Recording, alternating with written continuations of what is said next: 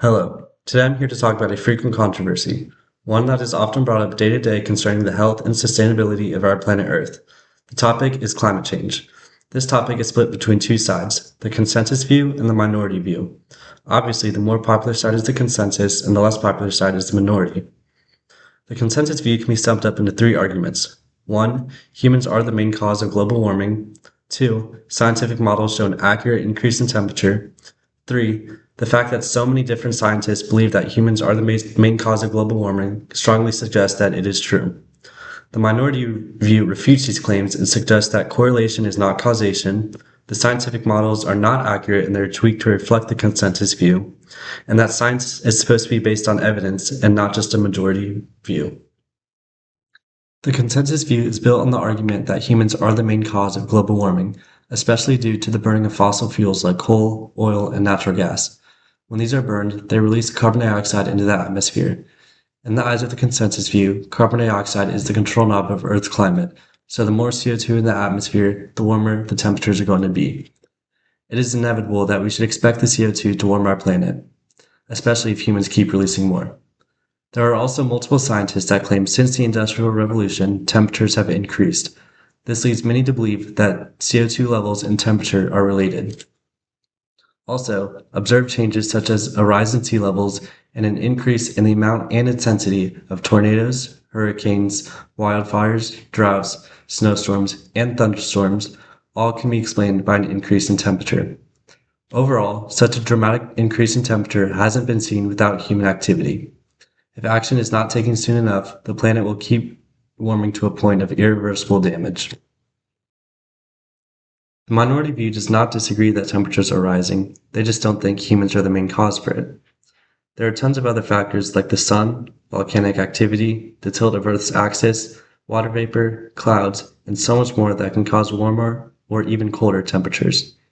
There is also a lot of data that shows CO2 is not the leading cause of warming, such as glacial and interglacial periods, the medieval warming period, and the Great Pause. Plus, for the minority view, it doesn't make sense to say that carbon dioxide is the control knob of Earth's climate when it only makes up 0.04% of Earth's atmosphere, and only 1/27th of that is man-made. The minority view also notes that correlation does not equal causation.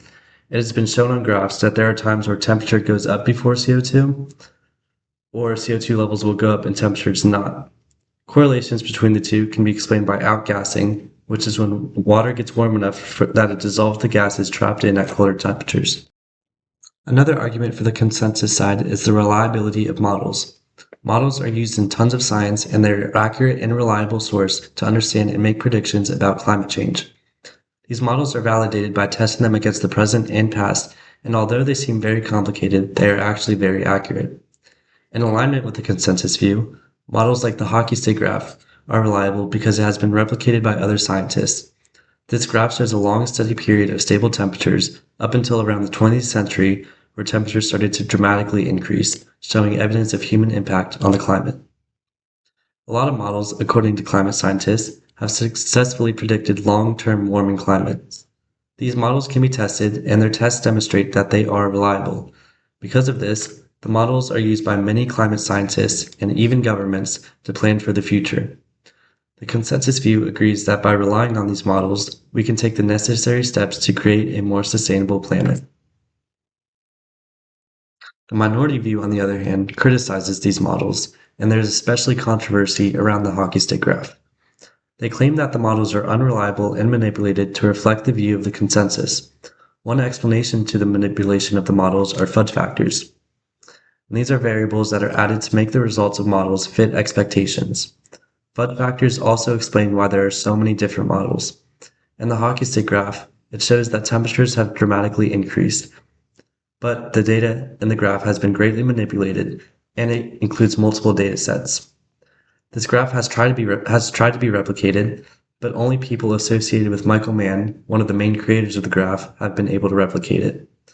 The minority view claims that the climate models have been tested repeatedly, but they fail to match reality. The climate is usually predicted accurately, but only for a short amount of time, and it is dramatized when it comes to increasing temperatures for long term. The consensus view brings up the point that a majority of climate scientists agree that humans are the main cause of global warming. If someone with such credibility is saying something is true, then it would be logical to believe them. They even bring up the statistic that 97% of scientists agree with the previous claim. This agreement is not based on political views, but instead it is based on peer-reviewed research and other scientific data. A lot of these scientists also do their own individual research, and they even come from various backgrounds and locations, and they all come to the same consensus. A majority is a majority, and the consensus has been recognized by multiple international governments. When a majority of scientists believe in one thing, it is usually because there is good evidence for that view. The minority view says that just because scientists have come to a consensus does not mean they are right. They have been wrong in the past with things like eugenics or the geocentric model of our solar system. Therefore, they say that a scientific consensus is not always the truth. Another point brought up is that science should be based on evidence and not based on the amount of people who believe something. The previous claim about 97% of scientists believing that humans are the main cause of global warming actually turns out to be a false statistic, and the number comes from cherry-picking data. The minority view takes it even farther, saying that even if there is still a majority, they are being funded by the government, and the governments have a long history of being corrupt and not trustworthy. This could be why a majority of scientists hold a position on the consensus side, because they are given money for their view. Also, scientists may be pressured to join the consensus view because it is common for them to lose funding for research or even lose their jobs if they agree with the minority side. The side I have come to align with the most is the minority view. I picked this side because I agree with their points, specifically the ones about the cherry-picked data and the false statistics. It makes it hard to trust a side if they lie and make up data.